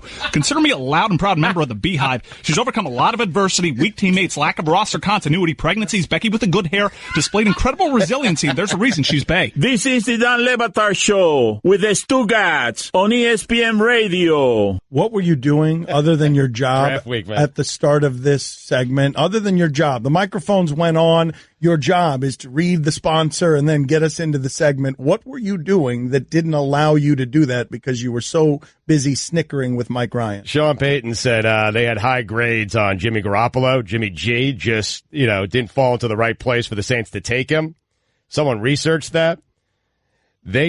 Michael David Smith researched that, and he tweets out, Saints took Stanley Jean-Baptiste at 58 before the Patriots took Jimmy G at 62. That's great. That's great. Baptiste played 4 games for the Saints before they cut him. That's right. These geniuses. So there was a spot for him. But Sean Payton knew better. Yeah, these geniuses. Sean Payton, who gets to be the quarterback whisperer for Drew Brees. Yes, he knows all. Why is he talking so much lately? No one's hurt their brand more during this draft process than Sean Payton has lately. He's trying to get a quarterback to replace Breeze. That's what he's doing. He must be desperate because he's doing things out of character. Well, but wouldn't you be desperate? Good Lord. I realize that I'm a control freak who doesn't have any actual control. Drew Brees is controlling everything. I call a play, and he either does it right or I fail. Right, but if guys like Stugotz and myself know what's going on here, that he's just jockeying for a quarterback, then everyone else in that league, NFL 32, they know what's happening. But he could have had the quarterback if he was, the oracle that he's made to be about quarterbacks. Garoppolo was there, but who'd they take? Baptiste. Yeah, what's the rest of his name? No idea. All right, are you familiar with Jean-Claude Baptiste? I don't remember his name because this person was not. Maybe I should. I'm trying to find his name, but I've lost the tweet here. I had no idea you were going to go back to me on Baptiste. That might be a fine right there. Yeah. Well, do I owe some money here? For blaming Dan. I'm not blaming Dan. I just said no. I was just politely saying I didn't know you were to come back to me on the name of Baptiste. That's the reason I didn't know. Let me see if I can find the tweet again. Who was the guy's name I said who tweeted it out? Michael David Smith. That's Let me what go I to was Mike. asking. Yeah, see what Michael says. All right, we'll wait. Michael David Smith. Found him. It is Stanley Jean-Baptiste. There's a dash between the Jean and the Baptiste. He played 4 games. Saints got him. All right, so put it on the poll, Guillermo. Is Sean Payton a fool and a liar for saying that he was going to get Garoppolo, but instead getting Stanley Francois, whatever his name Baptiste. is. Wouldn't it be pronounced Jean-Baptiste? Jean. Perhaps. You think? How can we not? Stanley Jean-Baptiste? Jean-Baptiste. Mike, would you guys watch a network where just all these ridiculous things were called out in real time? Like where you're just watching a network of scrolling. Sean Payton said this. Here's why it's not true. Like, what is that show? There's a show there somewhere. Twitter. Yeah, I know, but what's the television show for ESPN? There is a show there on what? Who's doing that? Who's doing that at ESPN? So-and-so said this. Here's why it's bull bleep. Here are actual facts. so that Sean Payton, I mean, these guys keep parlaying this stuff, Stugotz. John Gruden parlayed it into the greatest job in broadcasting, and now he's out in Vegas doing Musburger things at $10 million a year. I actually pitched an idea, just a segment, which was shot down, quickly, to ESPN. I pitched a segment about the 10 most ridiculous things said this past week at ESPN. Oh, that's Mike. We've got to do that right there. We have to do that. Gruden's still in Oakland. Yeah. It's a fun. Where did I say he was? You said he was in Vegas. They're not going to be there for a little bit. Yeah, keep doing that. It's 2 years. Wait a minute. Really? Stugotz here for 1-800-Flowers. Being a mom is like 1,000 little jobs all wrapped into one amazing responsibility. I know this from watching my own wife, how crazy it is, switching back and forth from trauma nurse to afternoon mathematician, from organizer-in-chief to five-star chef. This Mother's Day, show her how much you appreciate every job she does with this special limited-time offer from 1-800-Flowers.com. Right now, when you get ahead of the Mother's Day rush, 1-800-Flowers will give you an exclusive 36 for 36 offer, 36 sorbet roses for just $36. That's only $1 per rose. With an impressive mix of pastel shades in pink, orange, and lavender, these roses are guaranteed to make her smile. Stunning sorbet roses are the perfect way to surprise all the moms in your life. Wife, aunt, sister, mother. These breathtaking roses from 1-800-Flowers are picked at their peak and shipped overnight to ensure freshness. 36 sorbet roses for only $36 is an amazing offer, but you need to hurry because it expires Friday. Just pick your delivery date and 1-800-Flowers will handle the rest. Don't put this off, guys. I'm telling you, order today from 1-800-Flowers.com. It's what mom would want you to do. To order 36 sorbet roses for only $36, simple. Go to 1-800-Flowers.com, click the radio icon, enter code Dan. That's 1-800-Flowers.com, code Dan. Hurry. Offer ends on Friday. Dan Le Batard. Give us as much as you can here. Take us up to the dramatic first pitch, Billy. Jose Urena standing at the back of the mound. He reaches down. He's rubbing some dirt and rosin on his hand. And here we go. Stugotz. And the pitch. Oh, God, a home run on the first pitch of the game. Oh, my God. Welcome, Derek Jeter. And that concludes our Marlins coverage for the season. This is the Dan Le Batard Show with the Stugotz on ESPN Radio.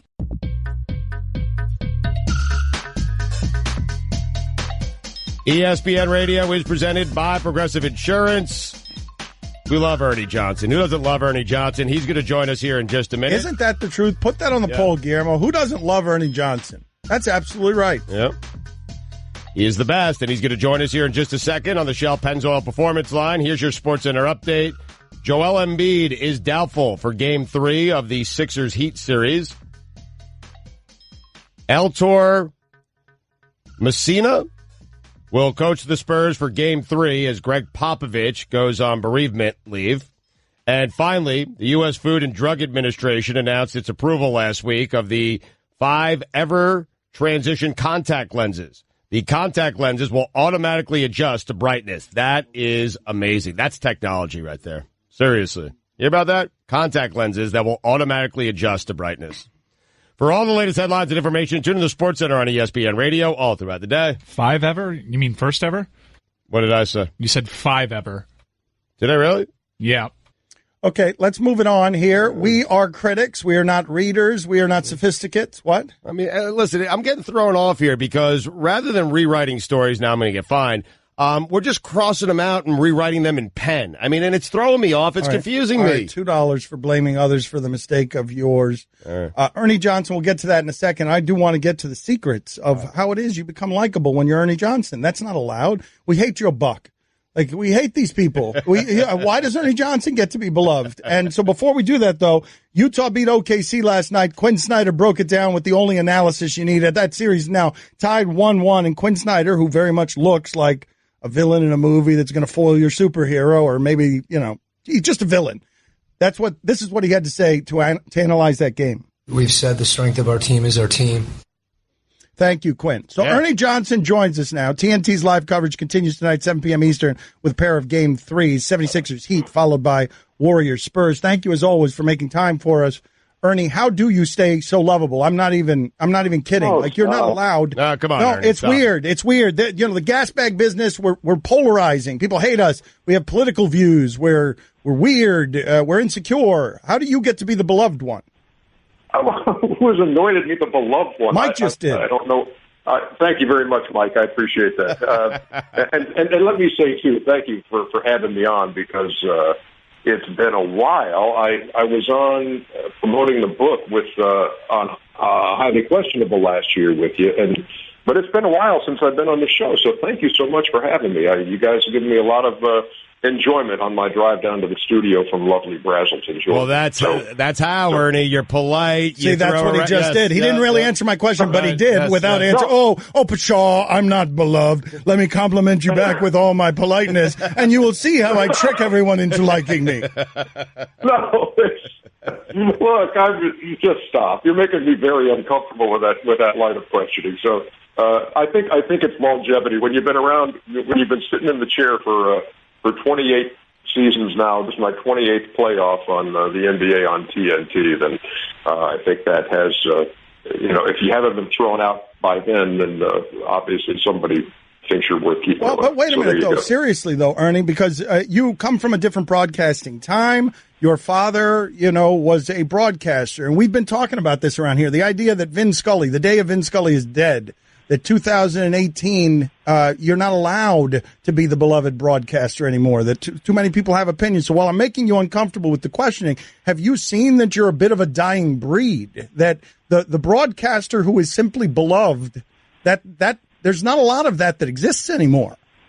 Well, this whole, you guys, Dan, this whole line of questioning is just kind of is kind of just silly to me. So Whoa, Ernie, I'm sorry. Ernie, you didn't have to raise your voice. Ernie, you didn't have to get aggressive. All I've been trying Ernie, I'm sorry. I didn't mean to offend you and ruin it with this rage you have. No, all I've been trying to do for 28 years is do the job and realize how lucky I am to do the job, and it's great. And I've learned all that. Look, I learned all that from my dad, who never thought he was special because he had a job that everybody else wanted. And so that's another thing you do. That's another thing you do. I'm working with these great folks, and it is just I realize journalism schools are full of guys who think they can do the job better than I can and would love to jump in there right now, but I'm not ready to give the seat up. Oh, yeah, there we go. A little extra ego at the end. Who's trying to take your stuff? Like you get to retire the way Brady does. No, like you do it on your own terms.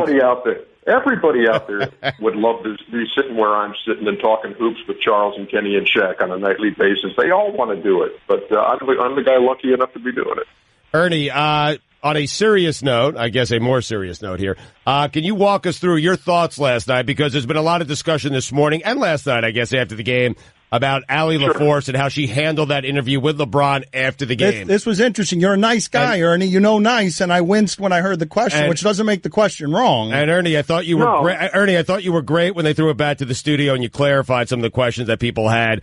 Just take us through that, and then take us through your thoughts on LeBron doing what he did, taking some of the heat off Allie LaForce there. No, I think that she did exactly what you're supposed to do in a situation like that. Allie's a great reporter, and so before that live interview went on, before the production truck said, "Go, you're on," she had mentioned to LeBron and said, "Hey, look, here's what happened with Greg Popovich's wife. Are you comfortable talking about that?" And he said yes. So. Look, she would never blindside LeBron with something like that, and no good reporter would ever do that to a player, and especially knowing the relationship that LeBron has with Pop and the mutual respect they have for one another, and so you're not going to put a guy in that situation. And so she did everything right. And I could see, Dan, I watched earlier today and you said, yeah, I kind of winced when that happened. But I thought it was kind of necessary as it went on to see social media's reaction to say, hey, everybody calm down. Okay.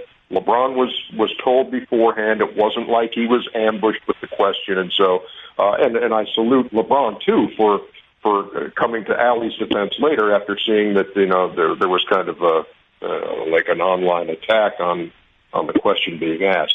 this is not a question in my mind, guys, too. Look, if Jordan Clarkson had had a 30-point game, Allie's not going to ask Jordan Clarkson about the Pop thing. But this is, look, you've got an iconic figure, LeBron James, who had this huge game.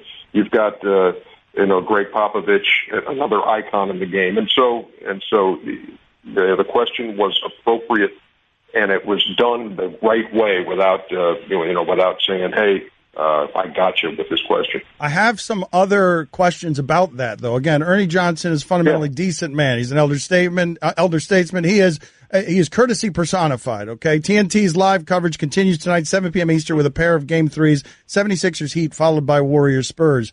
I'm curious just how you navigate, though, this part of it, because are there a lot of other wives? I did not know Greg Popovich's wife. You guys introduced me to her last night, and you introduced me to the suffering, and the connection point was a man losing the woman he loves. We can all sort of, or the partner he loves, we can all understand that. I'm curious, though, how many other figures would get that exactly? Because I did not know who this woman was, and you guys made me care about her. How many other figures like this would get their wife has passed away, let's do a tribute about the wife, even though none of us in the sports community might know the wife? Yeah, it was, I think that you take a situation like that. It's the same way, too, to me, Dan, when one of the NBA, you get word that an NBA player from years past has passed, and you want to recognize that. The question is, how much emphasis is on. And I think when you take a look at Pop and all the championships and the iconic figure he is, and San Antonio's still in the midst of the playoffs right now, and so this is all happening here. And I think for all the admiration that we have for Pop, there's also a time where you empathize with him, and I think this is where that happens. And for me, everybody was talking about, we know him as a coach, we know him as this kind of a classy guy, and we know him this way. And for me, it was all really kind of brought home when I heard Reggie Miller and Kevin Harlan, as they were signing off the game last night, saying, the last time we sat down with Pop before a game, first thing he did before he talked about the game at all was, show a text message or a photo he had on his phone from one of his grandkids saying, good luck, Pop, and that kind of thing. And that's what hit home with me, is that you're sitting here, I've been married 35 years, got 3 grandkids, and one of the great joys in life as you get older is being able to watch those kids grow up, watch your kids be kids. And I thought about Pop, and I'm saying he's going to have to go that road solo now. And that's sad. And when we feel for you, we know that everybody who watches NBA hoops knows Greg Popovich or feels like they know him. And tonight we're hurting with you. And so I think that's kind of what goes into it. That's why it gets the treatment that it does, because he is so well known and so well respected. Again, TNT's live coverage continues tonight, 7 p.m. Eastern, with a pair of Game 3 76ers Heat, followed by Warriors Spurs. Just real quick, because we've got to let you go, are there other people respected like that in your sport? Like, can you name them? Because I can't imagine a lot of people getting exactly what happened last night. Off the top of your head, not to press you on this, David Ernie, Riley or but something? you understand the question I'm asking, right? A basketball figure of some historic importance in real time, such historic importance in real time that we, the sports community, grieve the passing of someone we did not know on his behalf. Yeah, I mean, I think that there's, I think when you think about the legends of the sport and you think of Magic and Kareem and guys, people who aren't playing anymore, certainly. But I hate to just put myself in that situation of saying, let's imagine somebody who has a death in the family. I don't want to do that. But certainly, I think we all know that there were certain guys out there who, when you hear their name, you say, oh, that's, I think people who relate to him are going to want to, share their mourning with him. And I think that was the situation with Pop last night. He is the best, Ernie Johnson Jr. He's beloved. He really is. And whether he likes it or not, too bad. Too bad, beloved guy. You're beloved. So thank you for being on with us, and thank you for so many years being at the center of the best studio show there is. Guys, I love your show. Thank you so much. I hope you have a wonderful weekend, and keep watching our playoff stuff, man. We appreciate it. All right. Sorry we made it awkward, man. Yeah. No, come on, man. It's just I'm the awkward one. No, I am. No, trust me on this. Listen, I was covering up. I mean, I had nothing to do with it, Ernie. It was all Dan. Ernie, trust me on this. This was not your fault. It's Dan. Yes, it's very much me. And guys, don't show that nose again, okay? Please. Okay, yes, it was disgusting. Thank you. Point. How about that intro for Ernie Johnson? How about that intro? Disgusting, vomiting, woman removes her nose. Okay, good television. Awkward transition. Time for some ads. Do we do any other kind?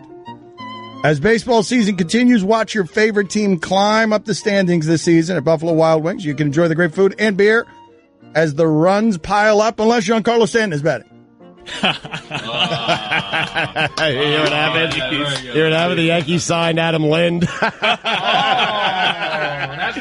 does that mean, though? That's a power bat. Okay,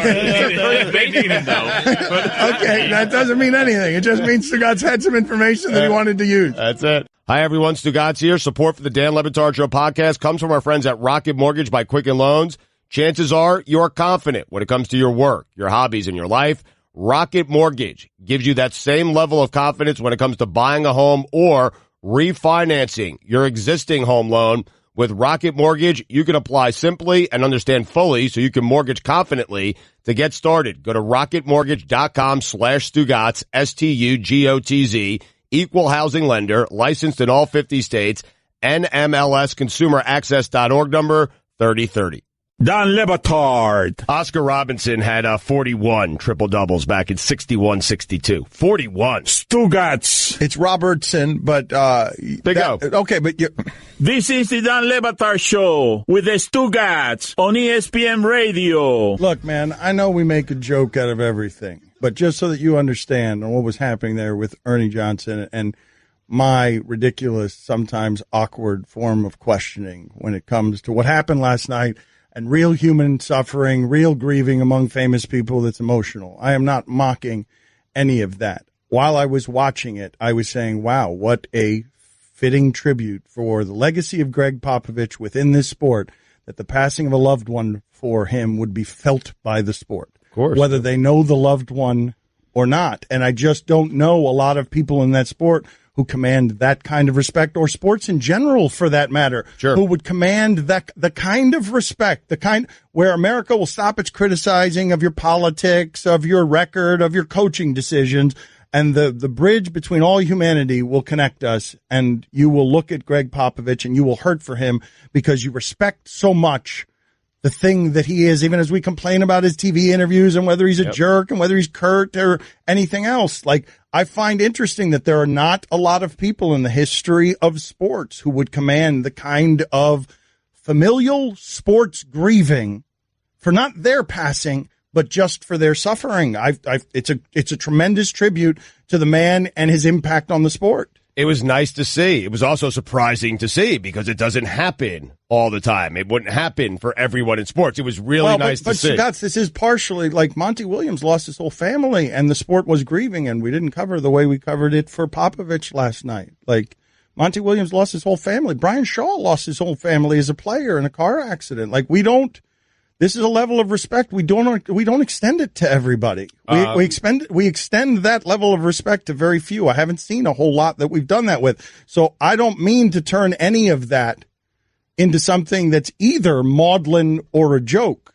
I'm just telling you how I experienced all of that last night in real time, whereas I winced at the question and asked, why is it here in the real world sports where LeBron is having fun in games 46 and being LeBron? How did that arrive here? This literal life and death where they're celebrating on the TNT show. They're celebrating did Rodney Hood's family have kids?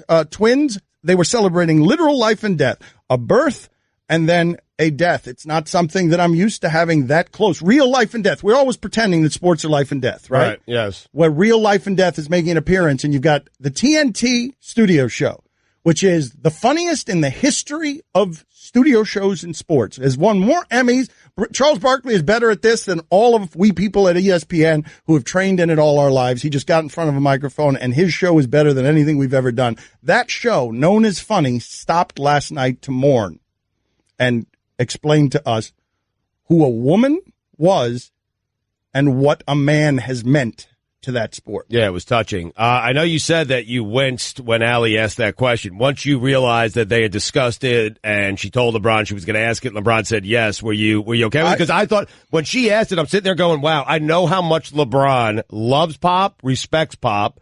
And I'm interested to hear what his response is going to be to this. And I thought LeBron was great. The reason that it was specifically jarring to me is because LeBron was somehow great at the height of greatness. He's the most famous athlete in sports, and last night he showed you why. Most famous athlete in American sports, and last night against the poor Pacers and Victor Oladipo, who looked good in game one, he showed you who he is and what he is and how he is. And then in the interview afterward, that athlete was asked something that surprised me because I'm just used to the mythologizing of let's celebrate how great he is for 46 points and give me the cliches about how the crowd motivated you and it meant to your city and your teammates and you imposed your will. And in the middle of that, they make the man cry. In the middle of that, they ask him a question that makes him cry. The whole juxtaposition, I'm sorry if I've handled it awkwardly, but the whole juxtaposition of it was jarring in a way that emotionally, while I'm watching it, I'm both wincing and not understanding it. Right. I mean, he appears to be like unlike anything we've ever seen on the court, and then he gets off the court in that moment, and it humanizes him. Who does not think that LeBron James was better off the court last night, that he was better on the court somehow by bailing out a reporter who asked him a wins question, bailing her out, and then with the genuine emotion of hurting on behalf of Greg Popovich, and then the next thing he does is goes to the uninterrupted and says, everyone back off of her, no problem with the question. Like, it's a good dude, man. Yeah, I mean, that's, I don't know if he's a good dude for that singular act any more than he's a terrible dude for his terrible acts. I'm just saying that's pretty cool that he would use the power that way. Barry Melrose next. Don Le Batard. Is there any job in sports scarier than kick returner?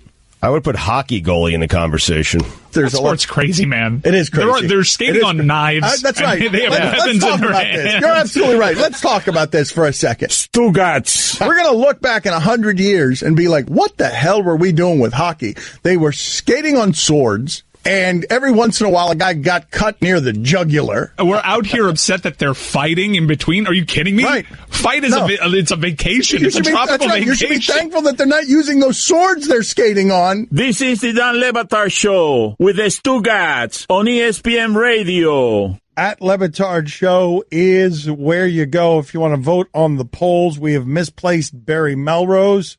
So when we find him, we will shake him off, clean him up. He'll look the same, and we will talk to him.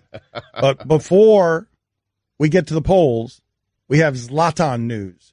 Zlatan is becoming a fan favorite around here because he's arrogant. He's got a hair bun, ponytail. He is publicly arrogant in a way that is charming. We normally don't allow athletes to be that. Conor McGregor is taking the turn from arrogant and charming to fighting buses. Zlatan remains lovable in this country. So what is it that we have, Mike, that's Zlatan related here? Because our show has become a bit obsessed with him. He put out that ad when coming to MLS. MLS very popular with young people, very loud, very fun. He's 36 years old. He's coming off of a leg injury. And he greets MLS by taking out a full-page ad in the LA Times in which he says, "You're welcome. You're welcome that the Zlatan is here." And then his first act as the Zlatan is just an absurd goal from 40 yards away that if it had been done by an actual wizard with an Aladdin's lamp of some sort, you would have been less surprised. We have a couple Zlatan things. He joined Dan Patrick earlier. Oh. Yeah, we're still working on getting him, though. Minute. We don't have that audio, but he was asked about the current state of soccer in the U.S. and the U.S.'s development of... I want to talk to the Zlatan. Why did Dan Patrick get the Zlatan before we got the Zlatan? Well, he said, I have my wife. I have my 2 kids. If I was single, I would spread my investment here in the United States, and you would have future legends in soccer. But I'm sorry, I'm already occupied with my wife and kids. So close to having a great soccer nation. Right? Yeah. Right? Yeah. Wait a minute. Can we talk him out of this? We could be a soccer nation if we just allow him. What did he call it? Spread his investment. Spread his investment. He also joined Jimmy Kimmel earlier in the week. What? Yeah. Everybody's getting the Zlatan now. Well, not us yet. Not everybody. How's Allison feeling? Right.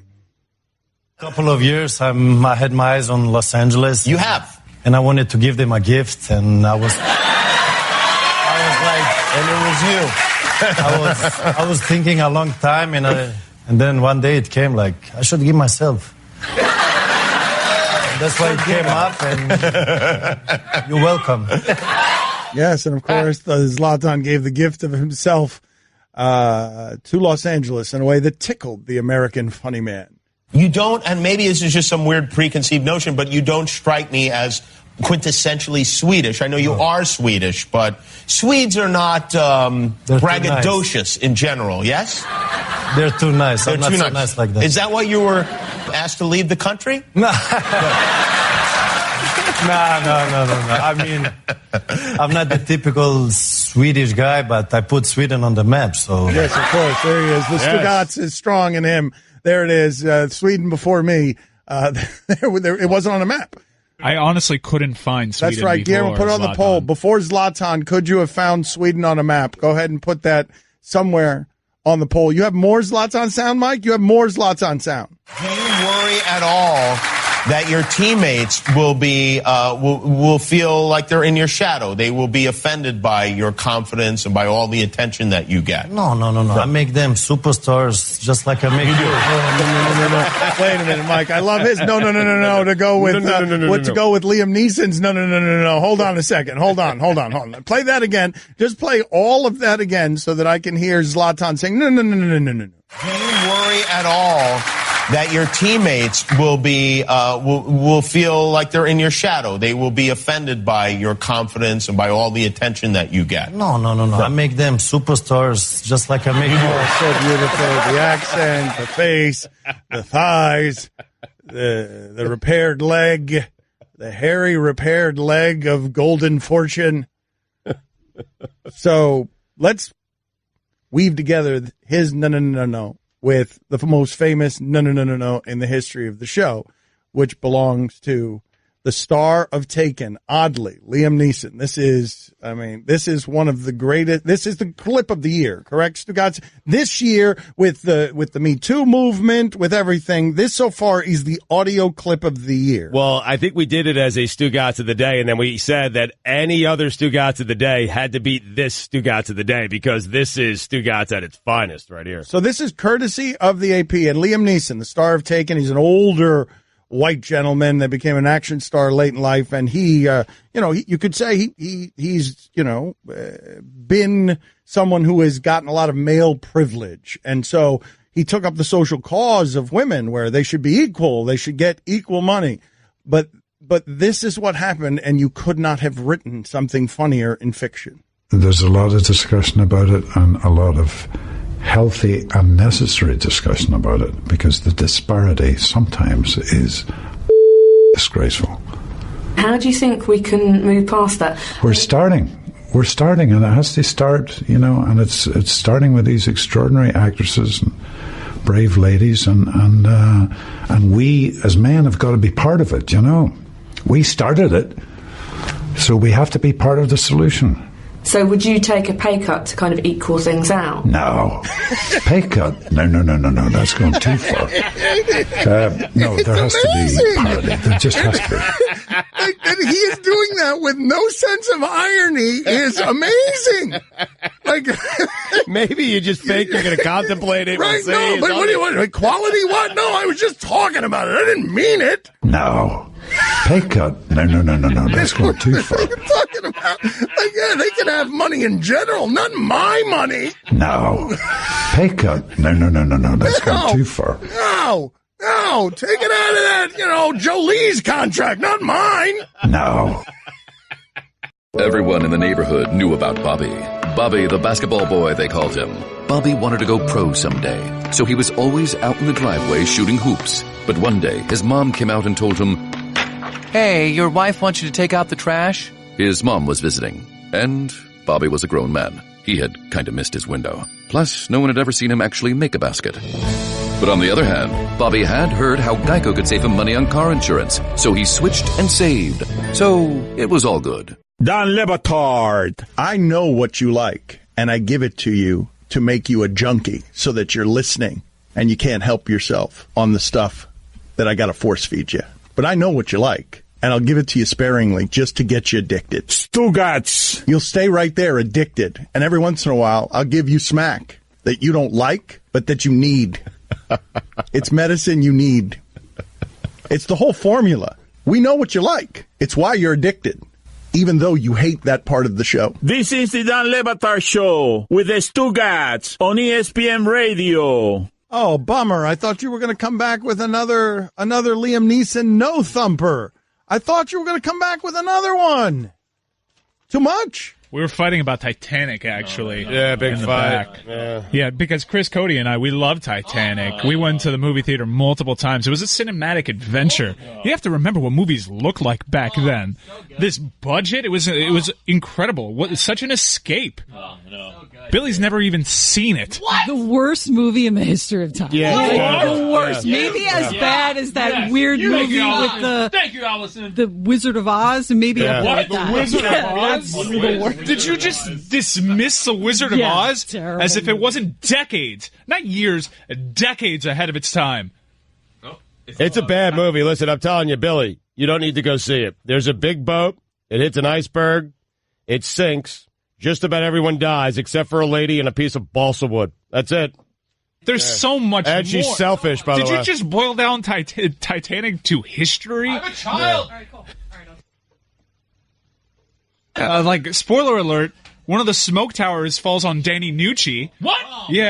Yeah, who, by the way, I found out is like from Slovenia or somewhere. Oh, really? Yeah, it was an It upset. just seems like it's 3 hours long, and I know now how it ends, and it's like, what's the point of watching? I'm not going to sit down for 3 hours and watch it. It's about the journey. What's the payoff? What's the payoff? Is the love story. I mean, it's a terrible ending. There's no happy ending. No, it is a happy ending because, spoiler alert, they're reunited in the afterlife. Yes. Which, by the way, again, we've addressed this. I feel really bad for Kate Winslet's husband, who actually had kids with her and lived as her husband, because when she goes to heaven, she just goes straight to Jack.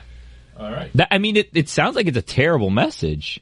No, because like she's having an affair on her husband and she has kids, and then they die together, and she's with this guy that she's known for like 2 days. No, why is this a beautiful love story? Let's be clear. She had an affair on Billy Zane, who she did not want to marry, who was mean. Right. So she didn't have an affair on. Hey, you can't fault her for that. No. Wait a minute. So when does she get married? After Titanic's done, she marries and has kids? She remarries and has kids because... And she's going to be with some dude she's known for 5 minutes in heaven? Billy, it's ridiculous. She's following Jack's wishes, because when he was on the plank of wood, he said, you're going to get old, and you're going to have babies, and you're going to die an old lady warm in her bed. And guess what? Prophecy fulfilled. I think she moved on from Jack.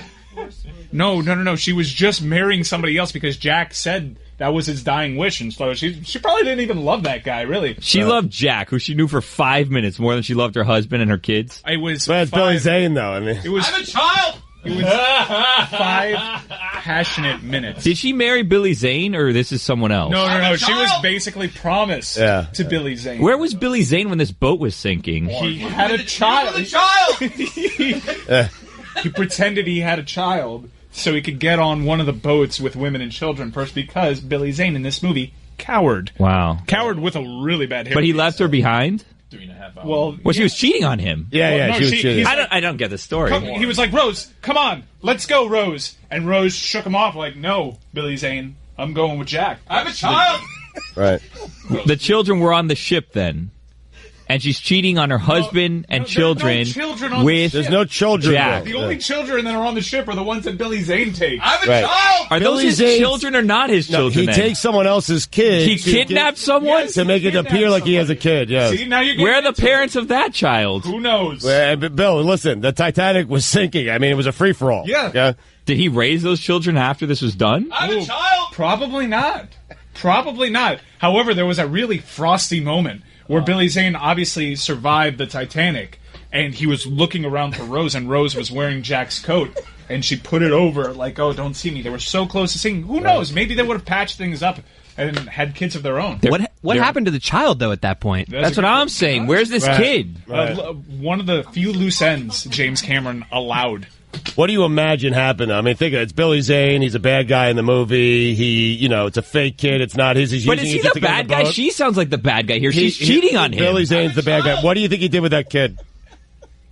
What makes Billy Zane the bad guy? I feel he seems like the victim to me. I mean, granted, I've never seen the movie. He seems like he's the victim of this affair, literally. Didn't he slap Rose once? Yes. That's when we established, like, okay, this guy's bad guy. He hit her. And also, he was just mean to Jack. Like, oh, you don't. I'd be mean to Jack too. Well, he's sleeping with my girlfriend. Well, you know what? but it's not his gonna be girlfriend. friends with him. Billy, this is a forced relationship, okay? Yeah, she doesn't want to. Rose didn't want to be with Billy Zane. Break up. They were forcing Rose to be with Billy Zane. Who's forcing her? Well, her parents, because they were actually going broke. They got used to this very lavish lifestyle. But Kathy Bates, who was New Money, she exposed all of this because she was calling people out, and she knew Rose's true feelings. And when Jack didn't know which fork to use, what did Kathy Bates do? She was just New Money. She was like this. I don't know, like. But she's just a random person on the boat. But she was New Money. She was New Money.